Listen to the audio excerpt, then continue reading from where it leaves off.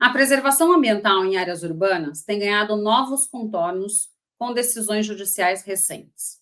O Superior Tribunal de Justiça reafirmou que o Código Florestal se aplica também a rios canalizados, exigindo a manutenção de áreas de preservação permanente, as APPs, ao seu redor.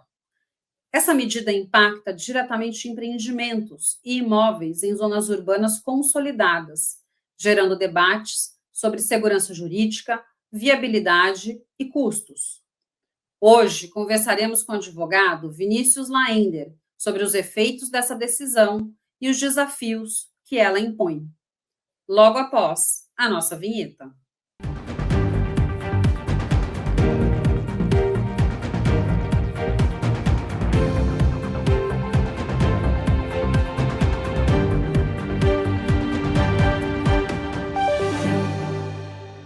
No programa de hoje, vamos discutir a exigência de APPs em rios canalizados e os impactos da decisão do STJ para áreas urbanas. Olá, Vinícius, tudo bom com você? Olá, Renata. Prazer enorme estar aqui com você para discutir um tema tão importante, né, no direito ambiental, na sustentabilidade, que é a presença das APPs nos cursos d'água. Perfeito. Vinícius, antes da gente começar aqui esse nosso bate-papo, eu queria que você falasse um pouquinho da sua formação e experiência profissional. Maravilha, Renata. Bom, nós atuamos com direito ambiental há praticamente 20 anos, né? Não só com direito ambiental, mas também com sustentabilidade, direito minerário.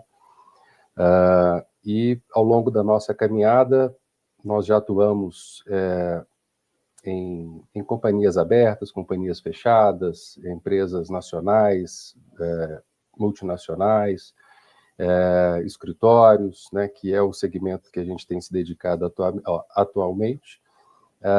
E o direito ambiental é uma área, como eu disse, já de militância nossa durante um bom tempo, né, a qual a gente se dedica, se capacita, busca crescimento, desenvolvimento. É uma área também que, pela sua temática e pela sua inserção, né, no território, na questão social, demanda cada vez mais inovações, né? E isso demanda do profissional que atua na área essa conectividade, essa intensa compreensão, né, não só do posicionamento dos tribunais em relação a um determinado tema, que é o assunto aqui de hoje, mas de temas sistêmicos, quando a gente fala nessa agenda ambiental. Perfeito. E, Vinícius, já que você até já adiantou, né, da importância aqui do tema, o que o Código Florestal, porque dentro da legislação ambiental a gente tem o Código Florestal que trata de temas relacionados à vegetação, né? Então, o que o Código Florestal ele fala sobre APP em curso d'água canalizado, ou seja, né, uma área de preservação permanente, porque daí a área de preservação permanente tem diversos tipos, né, de áreas de preservação, mas uma delas acho que é a mais impactante, principalmente para a gente que vive nas grandes cidades e que nasceram e no entorno ali de cursos d'água. Então, o que o Código Florestal ele fala sobre essa área de preservação permanente em curso d'água canalizado? A redação do código é muito clara, né? O que a gente tem visto aí, a gente vai ter oportunidade de debater, são interpretações que buscam destoar um pouco desse significado que, para mim, é muito claro, exposto lá no artigo 4º, né, do Código Florestal, da Lei 12.651, de 2012, quando, no início da redação do artigo 4º, o Código Florestal traz lá as delimitações dos cursos d'água e, consequentemente, da faixa marginal, né, de proteção permanente que aquele curso d'água deva ter. Então, se inicia lá com 30 metros, né, e vai aumentando progressivamente o tamanho do curso d'água e, consequentemente, daquela faixa d'água que deva acompanhá-lo.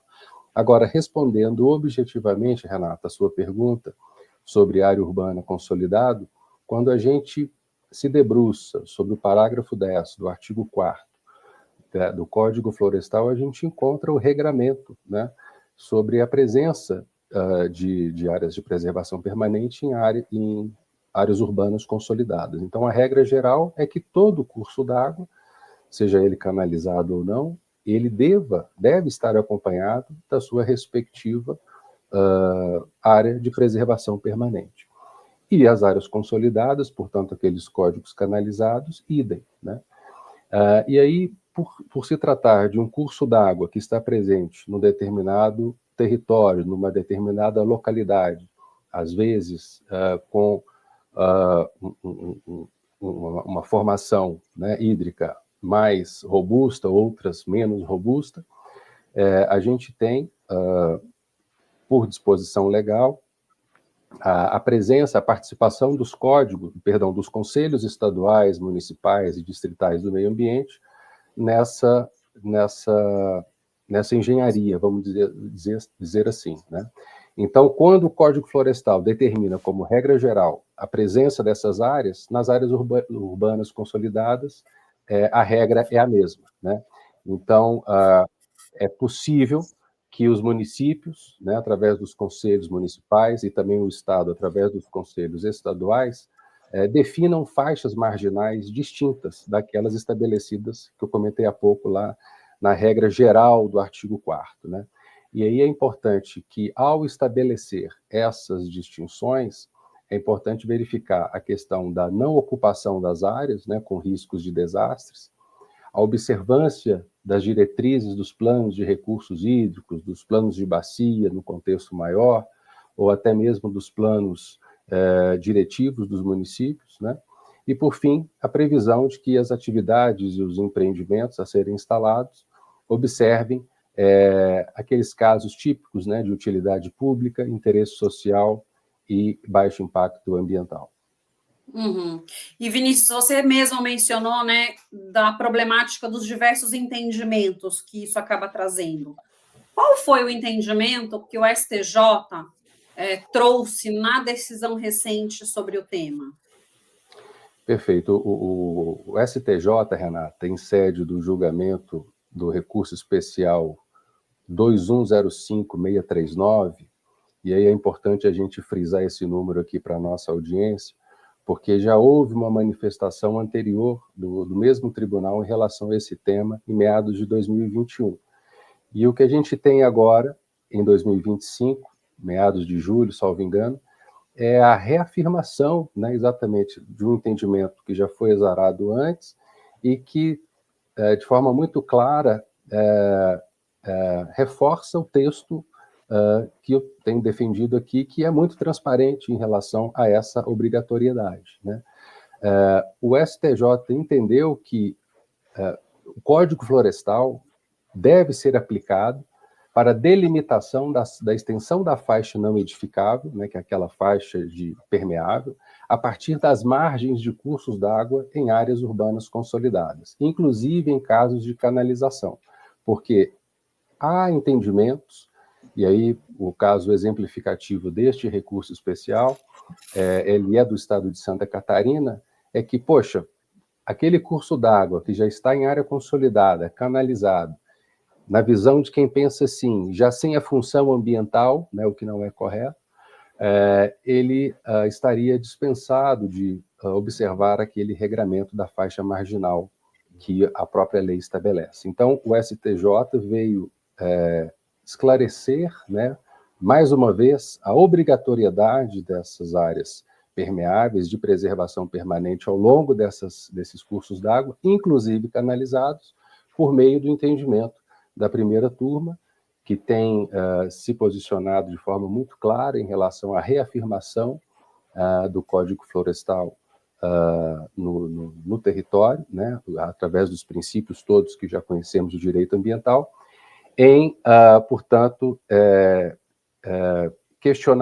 claro questionamento, reposicionamento de um entendimento local, regional, que é do Tribunal de Justiça de Santa Catarina. Perfeito. E uma dúvida, Vinícius, por que a canalização ela não elimina a função ambiental do rio? Porque se a gente parar para pensar, né, um córrego ali canalizado, retificado, dentro de um centro urbano, pode-se dar a entender que você tem a perda da função ambiental ali daquele córrego, né? Daquela vegetação, na verdade, para o córrego, né? Uma vez ali que ele está canalizado. Mas por que, então, ele acaba não eliminando essa função ambiental do rio? Exato. Primeiro que o rio não deixou de existir, né? O curso d'água ele existe, ele só está coberto. Então não houve ali a eliminação daquele, né, daquela presença daquele corpo d'água. Portanto, a função ambiental ela está presente, né? Ela só está evidenciada a partir de uma outra realidade, né? Qualquer decisão, Renato, na nossa avaliação, de não observância do mínimo legal das áreas marginais seria negar vigência ao Código Florestal, né? Então, quando vem os técnicos, ou até mesmo, no caso, o Tribunal de Justiça de Santa Catarina, e se manifesta em sentido contrário, dizendo que a própria canalização e aquela consolidação em área urbana durante anos já elimina a função ambiental do rio, isso por si só já garantiria esse direito do empreendedor, eventualmente, ou do município, de sustentar uma não presença de área de preservação permanente. Mas a função ambiental, ela se impõe, né? A primeira explicação eu já disse há pouco. A outra explicação que nós podemos trazer aqui para a nossa audiência é que a presença do rio, né, a existência do rio canalizado não elimina, né, as áreas de drenagem. Então, a função ambiental do rio ela é própria, mas ela também deve ser considerada num contexto ampliado. Então, ainda que você tenha uma canalização por uma razão seja de drenagem ou de gestão do território, que seja, é importante que você tenha ali áreas de drenagem acessórias exatamente para poder diminuir outros riscos, né? Portanto, a existência das APPs, esse é o entendimento que o tribunal estabeleceu, elas uma vez presentes, né, aumentarão a área permeável, né, daquele curso d'água, podendo trazer, inclusive, estabilidade para o terreno e para o empreendimento que, eventualmente, esteja se utilizando daquela área marginal. Tá, perfeito. E como, né, que uma decisão dessa aí do STJ, ela afeta áreas urbanas já consolidadas, né? Então, eu acho que pensando principalmente nos centros urbanos, onde a gente tem córregos, tem rios que passam por esses centros urbanos, e às vezes a gente tem áreas já edificadas, porque essa é uma legislação que também se modificou ao longo do tempo, e às vezes você tem ali construções antigas, né? Então, ocupações realmente mais antigas do que a própria legislação, e daí, de repente, você tem ali, né, várias edificações, um espaço urbano e outras várias edificações, né? Como que essa legislação ela afeta já essas áreas urbanas consolidadas? Então, eventualmente, uma pessoa que não edificou, né? Ela comprou um terreno muito próximo de um córrego retificado, ela poderia estar utilizando, ela poderia estar edificando nessa área, porque são dúvidas que às vezes surgem, né?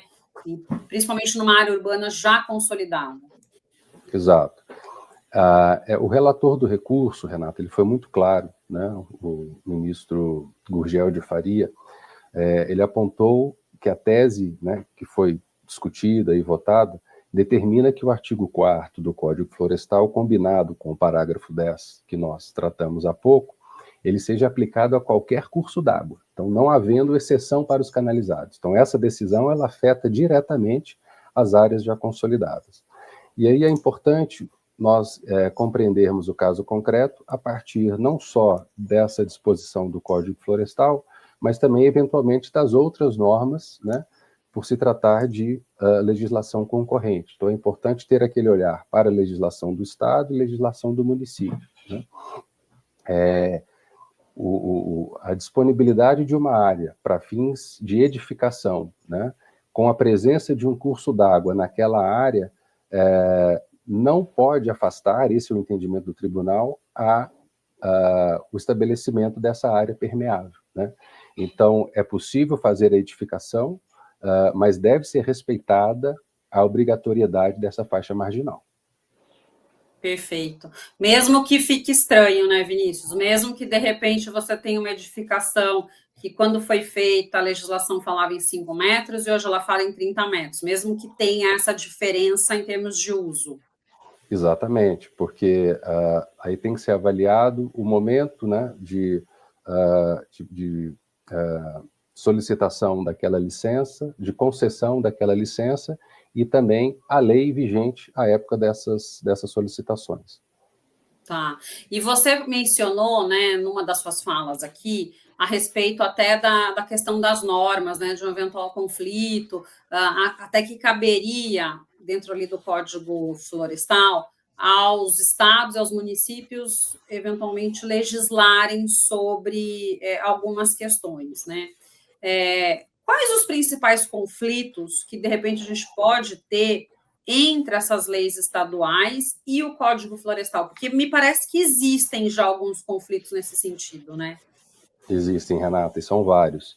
Então, como eu comentei, essa decisão do STJ, ela reflete um caso concreto de Santa Catarina, né? Mas se nós buscarmos a jurisprudência, por exemplo, do Tribunal de Justiça de São Paulo, nós também vamos encontrar decisões no sentido de Santa Catarina, né? Inclusive algumas decisões proferidas pela Câmara Especializada do Meio Ambiente que nós temos aqui no Tribunal de São Paulo, né? Então, nós temos, de fato, alguns conflitos, né, entendimentos estaduais diferentes da Corte Federal, né, especialmente do STJ, e o que tem, portanto, suscitado manifestações do STJ em diversos temas no direito ambiental. Nesse não é diferente, né? Portanto, é importante comentar que o caso de Santa Catarina, ele entendeu que o recuo, né, da faixa marginal não precisaria ser observado, porque o curso d'água já estava canalizado, né, como a gente já comentou aqui. E aí, portanto, essa canalização dispensaria, consequentemente, essa faixa marginal, porque se trata ali de uma área já urbanizada e completamente desmatada. Então, sem a presença de qualquer, eventualmente, serviço ambiental, né?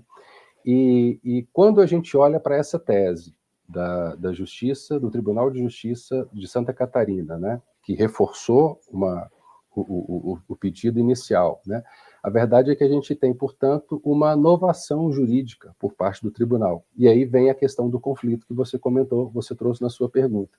Então, na prática, o que a gente observa? Que a Corte Estadual de Santa Catarina estabeleceu uma distinção, né, para uma tese vinculante já fixada pelo tribunal já em 2021, que eu comentei aqui há pouco.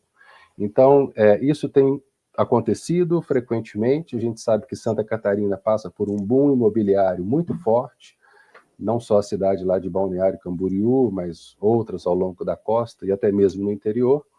A gente tem cada vez mais, portanto, essa técnica, né, de cobertura dos cursos d'água cada vez mais implementadas pelos municípios. Então, aí trazendo para o lado jurídico, o que houve foi realmente isso, né, ou seja, uma distinção para uma tese que já havia sido estabelecida anteriormente pelo STJ, o qual STJ teve a oportunidade de reafirmar essa tese da necessidade das faixas marginais ao longo dos rios canalizados. Perfeito. E no seu ponto de vista, Vinícius, essa decisão ela pode gerar alguma insegurança jurídica para os proprietários urbanos? Sim, porque aí fazendo, né, um vínculo com a pergunta anterior, Renato, quando a gente tem, portanto, esses entendimentos disformes, surge, né, na cabeça do empreendedor e até mesmo no analista ambiental que está lá analisando o pedido da licença, né, no contexto do licenciamento, poxa, qual norma que eu vou aplicar? Eu olho para a lei federal, olho para a lei estadual, se o contexto for esse, ou olho para o código do município, né? Então, essas situações, elas, no contexto prático, né, no caso concreto, pode trazer uma insegurança jurídica, né? Então, o que a gente tem observado são normas estaduais ou municipais que acabam indo além né, do que prevê a Constituição nesse caso, né, quando a gente fala em legislação concorrente, de ir além do que estabelece a norma geral, né, que é o Código Florestal, contrariando essa norma geral, né? Então, essas situações de dúvidas de qual norma aplicar, uma mais permissiva, uma mais restritiva, gera a insegurança jurídica no contexto do licenciamento, né? E a ponto, inclusive, de suscitar questionamentos, e aí dependendo, claro, do nível de atuação do Ministério Público num determinado local, suscitar questionamentos por parte deste órgão, né? As fiscalizações têm se acentuado, a gente tem observado isso, e a insegurança está exatamente nesse contexto, ou seja, havendo, portanto, essa multiplicidade de competências, ou essa concorrência de competências, melhor dizendo, qual a norma eu posso aplicar nesse contexto? Uhum. E, Vinícius, essa não é uma dúvida, né? Não é um conflito que eu acho que existe de hoje. Eu acho que em todas as edições do Código Florestal, sempre dúvidas, né, vieram à tona. Acho que logo no início era o Código Florestal, já que é florestal, se aplica para a área urbana, né, ou não, é só para floresta. Então, né, às vezes até questões mais simples, mas acho que sempre suscitou dúvidas em relação à aplicabilidade, né, a extensão da aplicabilidade aí dessa norma. E essa questão aí das APPs é algo que rotineiramente a gente vê sendo discutido, né? Então, o que eu aplico, qual a legislação, vale ou não vale, né? Principalmente para a área urbana consolidada. E eu acho que essa última edição do Código Florestal, por talvez ter deixado em aberto alguns conceitos, trouxe, né, talvez essa possibilidade dos municípios, dos estados, né, no primeiro momento, e depois os municípios eventualmente legislarem, às vezes até em conflito em relação à norma federal. E nesse sentido, quais os impactos, né, para os municípios que eventualmente flexibilizam essas exigências? Porque a lógica né, dar voz ao município, ao Estado, que eventualmente conhecem um pouco mais a realidade daquele município, daquele Estado e, consequentemente, daquele corpo hídrico que de repente, né, estaria sendo tratado numa norma mais específica. E daí a gente vem uma decisão falando que não poderia contrariar. Mas, como a gente sabe, ainda existem, né, estados e municípios eventualmente legislando sobre essa questão da APP. E quais os impactos, então, para esses municípios que eventualmente flexibilizam essa exigência? Exatamente. Sua pergunta ela é bem representativa dessa situação trazida pelo recurso especial, né? O primeiro impacto, Renato, é a questão da necessidade de rever, eventualmente, algumas permissões que foram dadas, né? Não talvez pelos conselhos municipais, mas até mesmo em sede legislativa, pelas câmaras, né? Contrariando pontualmente algum aspecto do Código Florestal, né? Então, esse é o primeiro ponto. Agora, há também aquela questão de se estabelecer o status quo ante, que aí é muito mais complexa, muito mais difícil, né? A partir do momento que você tem um entendimento de um tribunal superior sobre esse assunto, né? Talvez se estabelecer uma adequação, né, do ponto de vista normativo, seja um caminho que possa harmonizar esses interesses, né, de uma forma mais interessante. Até porque a questão do status quo ante gera toda uma questão de custo, né, um aspecto técnico também que deva ser considerado, mas é necessário uma reinterpretação, uma reanálise por parte do ente público, e aí especialmente do município, que é a pergunta que você nos traz, em relação a essa adequação, né? Vamos dizer assim, em relação ao código, né? Ou seja, o que eu tenho aqui na minha norma local que poderia ser estabelecido de uma outra forma, de modo a mitigar esse risco, né? Ou a fazer com que o meu espaço, o meu ordenamento territorial possa ter um risco diminuído de ser questionado lá na frente, né? Seja por um órgão de fiscalização ou algum outro que queira cumprir uma norma de uma forma diferente dessa decisão, desse caso concreto. Então, esse é o principal impacto. Perfeito. E, Vinícius, uma dúvida, né, para quem eventualmente tem ali alguma propriedade próximo de um corpo d'água, até eventualmente hoje, né, de acordo com a legislação, menor do que o Código Florestal permite, né? Até lembrando que, acho que no Código Florestal de 60, acho que antes, né, o de 32, a área de preservação permanente era de 5 metros. Depois foi alterado, se não me engano, acho que para 15, agora para 30 metros, né, a menor área. Então, eventualmente, alguém que tem ali edificado na década de 30, né, na frente de um curso d'água, existe algum risco, né, ou então, na verdade, há uma viabilidade técnica e econômica para aplicar APP nessas áreas já ocupadas? Então, esse proprietário, ele teria algum risco no sentido de hoje a prefeitura falar, você está ocupando uma área de forma indevida, vou recuperar, sei lá, toda esta área desta região, então estou, não sei se daí desapropriando, o que fazendo em relação... Desapropriando acho que não seria o caso, né? Mas estou pedindo a demolição dessas propriedades porque estão ocupando uma área de preservação permanente que hoje a lei permite ali em 30 metros. Bom, viabilidade econômica e técnica existem, né? A questão são os fatores que a gente tem, as variáveis que a gente precisa considerar nesse contexto para poder implementar, né?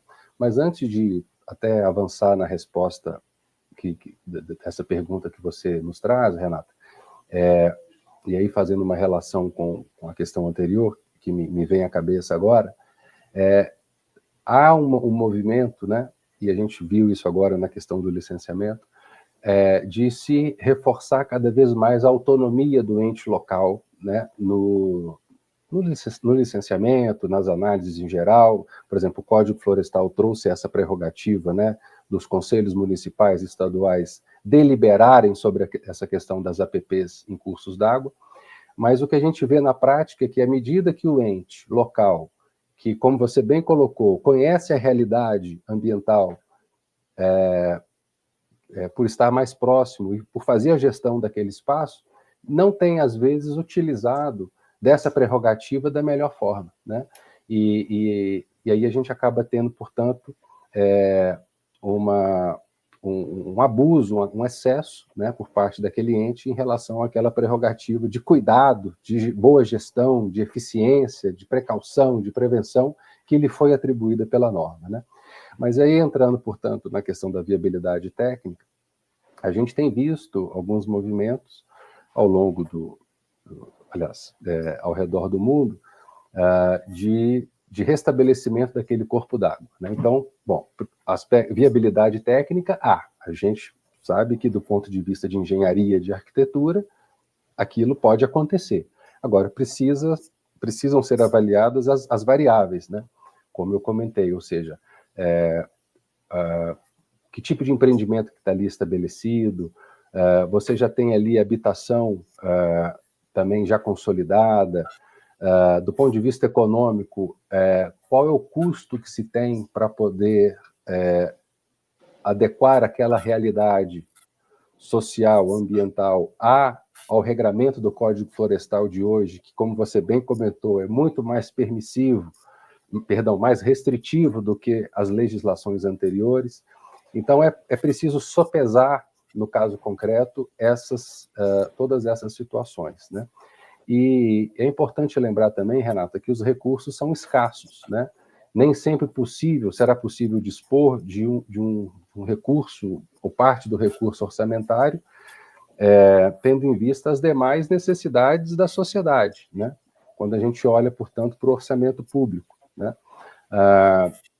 Então, se houver, portanto, a partir dessa decisão do STJ, o interesse, eventualmente, de um município de avançar com esse processo de descobrir cursos d'água, reconstituir APPs, é importante que essa política pública seja muito clara, né, transparente, com metas, estabelecendo aqueles cursos d'água que eventualmente sejam objeto daquela intervenção, né, o manejo do plantio, eventualmente a alocação de pessoas em outros espaços, enfim, algo realmente sistêmico que deva ser compreendido, portanto, na sua complexidade. Perfeito. Bastante complexo, né, Vinícius? Não é algo simples. E até falando nessa complexidade, como que isso deve influenciar decisões para futuros empreendimentos urbanos, né? O que os empreendedores devem se ater? Perfeito. Essa é uma pergunta central, até para quando o empreendedor vai mensurar os riscos, né, daquele empreendimento, mas também numa fase mais avançada daquele empreendimento, quando ele vai precificar, eventualmente, uma unidade que ele vai comercializar, né? Bom, a diretriz ela é muito clara, né? Eu acho que está muito transparente para todos. Foi necessário o STJ reafirmar essa redação do Código Florestal, de que curso d'água, mesmo que canalizado, precisa ter área de preservação permanente, né? E aí, portanto, demandando dos municípios e dos estados esse exercício de recompreensão, eventualmente, de uma determinada norma que esteja vigente, né? E aí, em relação aos futuros empreendimentos, esse entendimento, ele deve ser considerado nessa análise de risco, né, que deve ser feita. Ou seja, isso tem que estar muito claro e replicado no licenciamento ambiental, né? Ainda que a norma municipal ou estadual seja mais permissiva do que a norma federal, e, eventualmente, na visão do empreendedor, ele possa se ancorar naquela norma mais permissiva, eventualmente, dependendo da situação, ele possa estar ampliando, né, o grau de risco daquele empreendimento. Então, é algo que deva ser avaliado com muito critério, com muita segurança por parte do empreendedor nos futuros licenciamentos, mas também pelo próprio órgão que licencia aquela atividade, né, aquele empreendimento, porque há, portanto, um posicionamento jurisprudencial muito claro que possa, de alguma forma, impactar os empreendimentos que venham a partir dele. Uhum. E isso também, né, Vinícius, até eventualmente para quem é uma pessoa comum que vá comprar uma propriedade, né? Se atentar a essas questões. E muitas vezes é um empreendimento que já foi construído e tem toda uma discussão, né, judicial por detrás, um embargo. Então, são questões aí que eu acho que são importantes, né? Sem dúvida.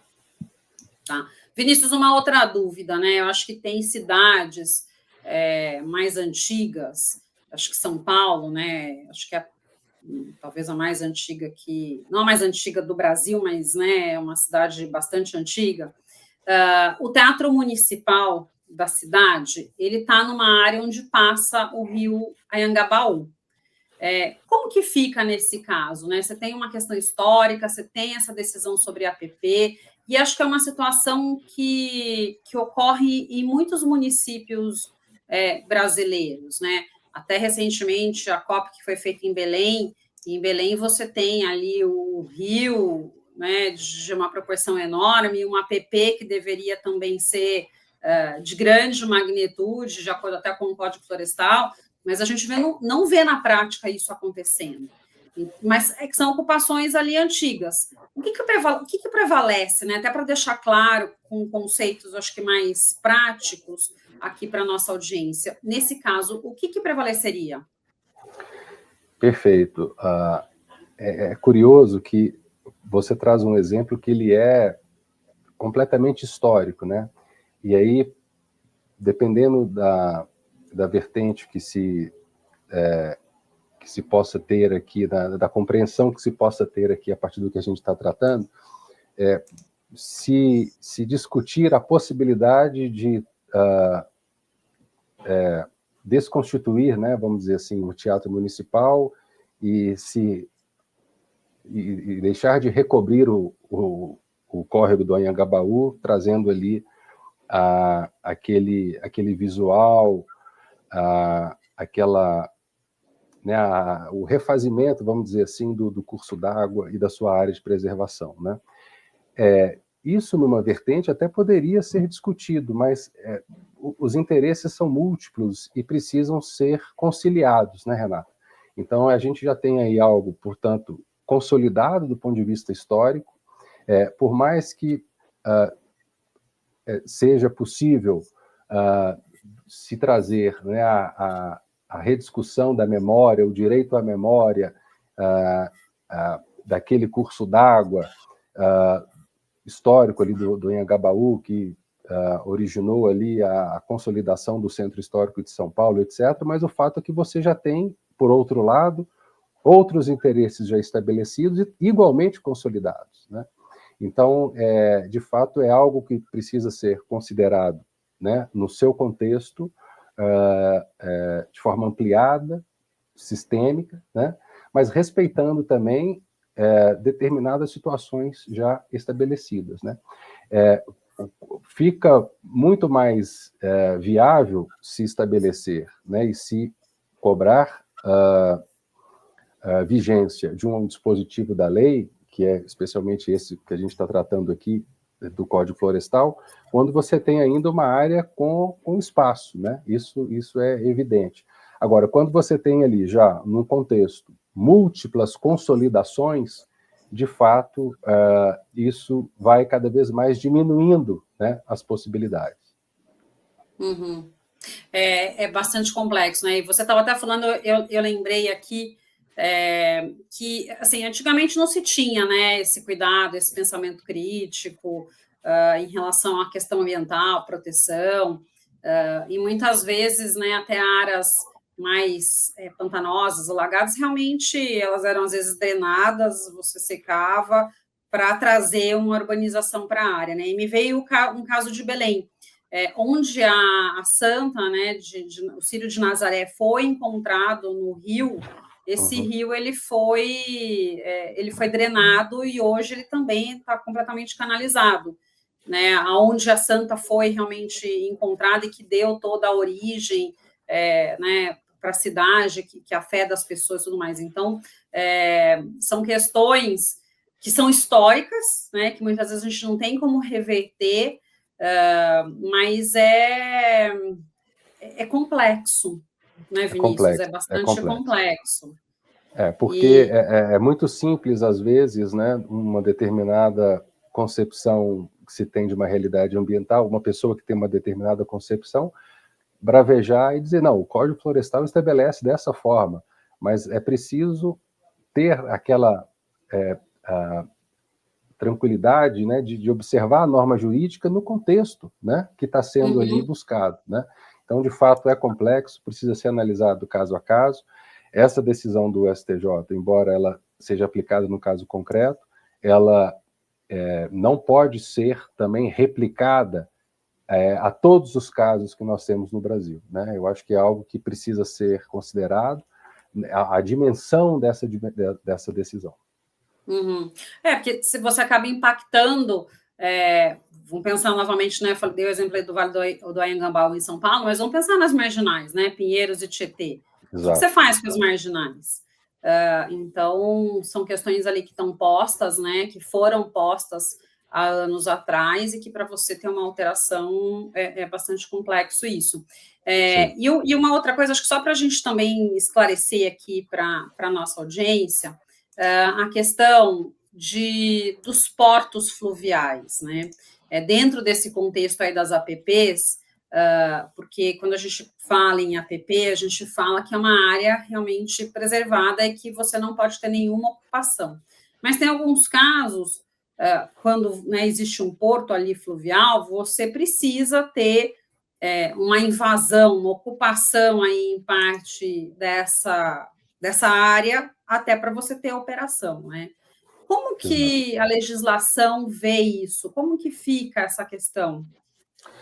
Nesse caso, você, até por uma questão operacional, né, como você colocou, você precisa ter a ampliação da área alagada, senão você não tem a operação fluvial, né? Você tem uma operação fluvial muito comprometida, né?